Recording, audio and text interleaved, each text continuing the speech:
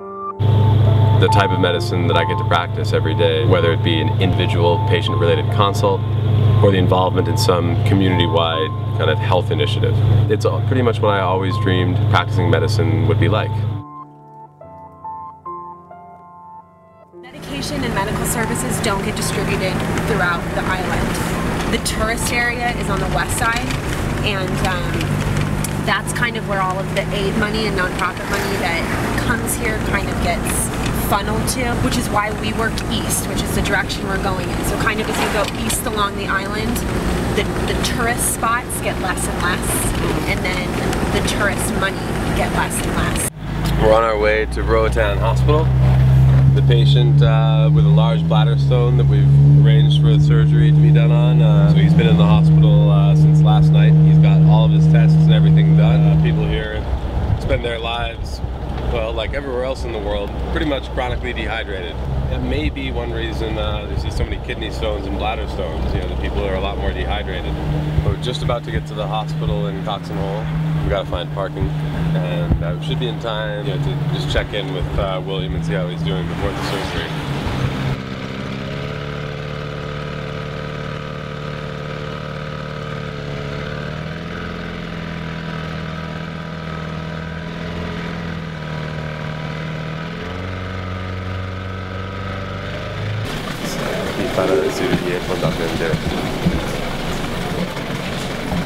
Hello.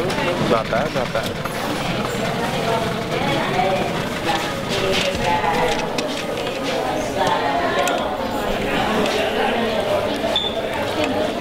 We are now in our 9th month of sailing and our 21st month of working on the project. We left Palm Coast in March. We transited to Haiti, where we spent 2.5 months and treated roughly 2,500 patients, both in the clinic that we worked in and in the outlying communities where we ran mobile clinics from the ship.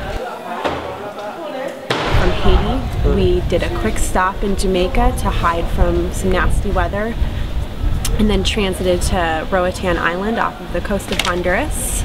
After our first location in Haiti, we realized that being able to stay for 1 or 2 months gave you an enormous amount of access and information about the communities and the ability to kind of tackle much more ambitious projects. We've worked free clinics that are privately owned, health centers that are government run, health centers that focus with children and adults with disabilities. We're now working with 6 or 7 different groups on the island, coordinating donations from Direct Relief for half a dozen clinics.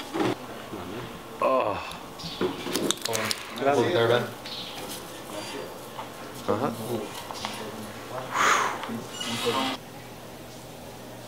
Better keep still, or?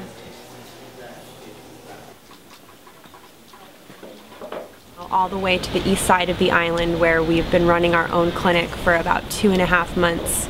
We integrate so thoroughly into the community. We're not driving around in air-conditioned cars with tinted windows rolled up. We're walking down the street to get to the clinic in the morning along with the patients that we're going to see. In 100 different ways a day, we're getting just as much as we're giving.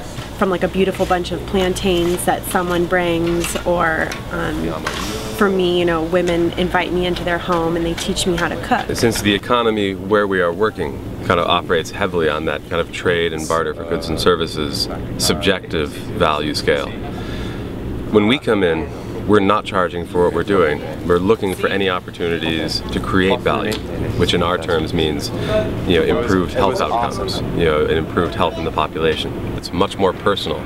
It's extraordinarily freeing, because it's very easy to hand somebody, you know, $40. A lot harder to say, I have no money to give you, but I have all of these things that are really valuable.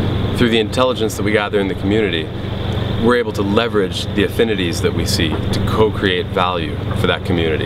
In this case, the value hopefully resulting as an improved health outcome for the communities. When I look at kind of what we've spent and what we spent on the different categories of expenses and the laundry list of things that we've actually accomplished at our destinations, even I'm impressed. When we touch down, everyone's intention on the boat is to make it better. So wherever we go, we make it better. Because everyone steps off the boat trying to help. We deal in an economy of the heart. Like, we don't deal in currency. We like to do exercises in humanity here at the Floating Doctors. I think we're becoming more dynamic as an organization. We're learning and growing as we go, and we're not limiting ourselves to what we thought this project would be.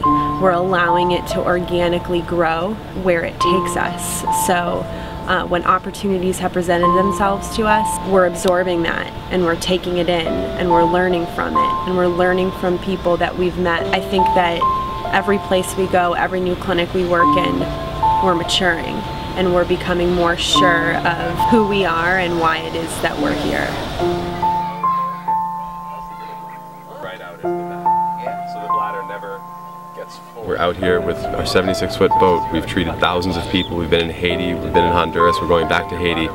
You know, this was a monumental task, so although I'm sure it's going to be just as difficult to try and raise the funding and the support for, you know, a monthly operating budget.